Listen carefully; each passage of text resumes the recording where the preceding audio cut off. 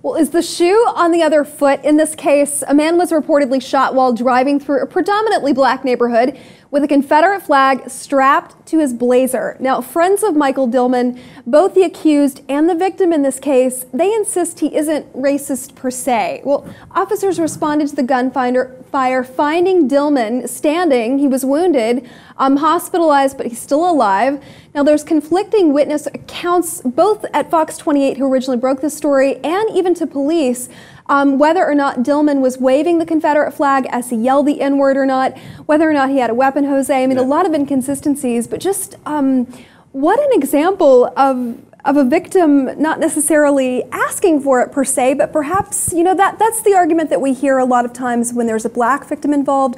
I want to point out, though, that we don't know the race of the shooter, but if the allegations against Mr. Dillman are correct, I mean, what was he thinking, first of all? I mean, it's really sad to see how volatile the environment is right now in the country, where we see these situations where we are provoking each other from sides of this fictitious line, dividing line of race, that it's very alive in this country.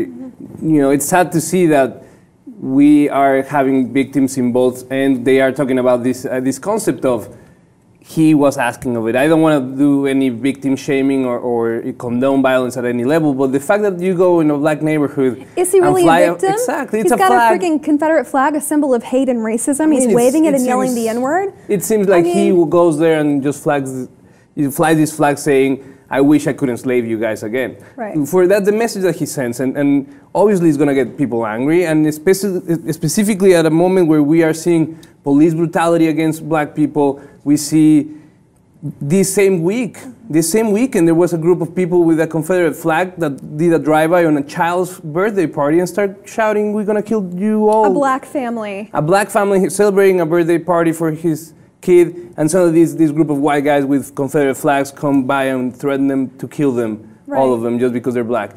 I mean, it's a matter of time before we see really strong violence if we don't diffuse this divide and we don't address this situation where we see really polarizing situations in the South and in different parts of the country. I mean, not just in the South, Jose. This is a pretty widespread issue. There are parts of northern states that have the same situation going on, the same population. They're in pockets.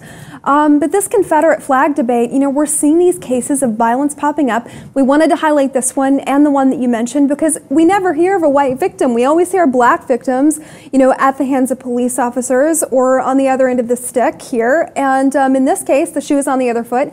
Anyway, we'd love to know what you think about this Confederate waving, N-word yelling alleged victim in this case, Michael Dillman. Log on, post those comments below about this story. While you're at it, check out the rest of our channel and of course subscribe to the Lip TV 2 for more.